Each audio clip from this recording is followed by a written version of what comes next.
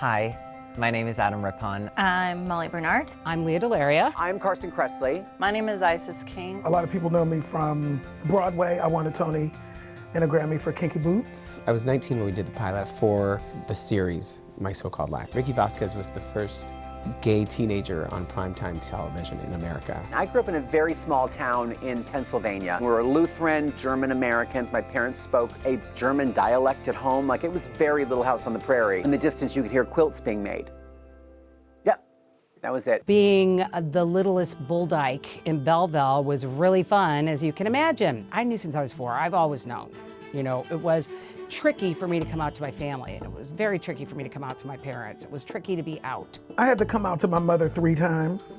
It was only through the lens of religion that she knew anything about it. For as long as I can remember, I knew that I was trans. I always knew I was born in the wrong body, but I was always disciplined for doing anything that was feminine. It wasn't until I was 21 when I moved to New York that I actually transitioned. I remember one story in particular where somebody was talking about gay people, and there was a friend of mine who said, oh, my family thinks those people are disgusting.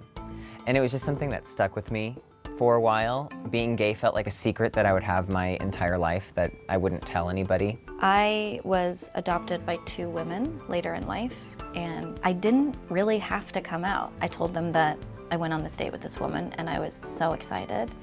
And then I kept going on dates with her.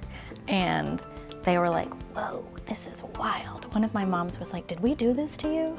I was like, that's a little homophobic. No, but maybe. When I came out, it was against the law in every state of the union to be gay, and I spent the night in jail in 2 states, Illinois for holding hands with a girl, Missouri for doing a whole lot more. My family's reaction was a great one, and it was just like, oh, yeah, it's fine. And I think that was code for, hello, we knew since you were like 4. I just come from a place where we didn't have the luxury or the rights that we have now. You know, I think if somebody like me were to go to the Olympics 10, 15 years ago, they wouldn't have the same response that I had now. And I know that. I don't know who I would be today if it wasn't for Ricky Vasquez. It's very possible that I wouldn't be here at all. If you are thinking of coming out and you're not sure, I can guarantee you that there will be a sense of freedom. Being yourself and owning it and being proud of who you are is so important. It affects everything else in your life. Anyone who is thinking about transitioning should know that you should do all of your research first. Make sure you're in a safe environment to come out.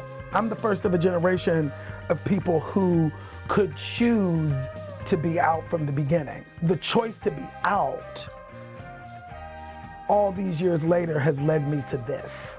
And I am a homosexual. I'm not interested in hiding. I'm gay.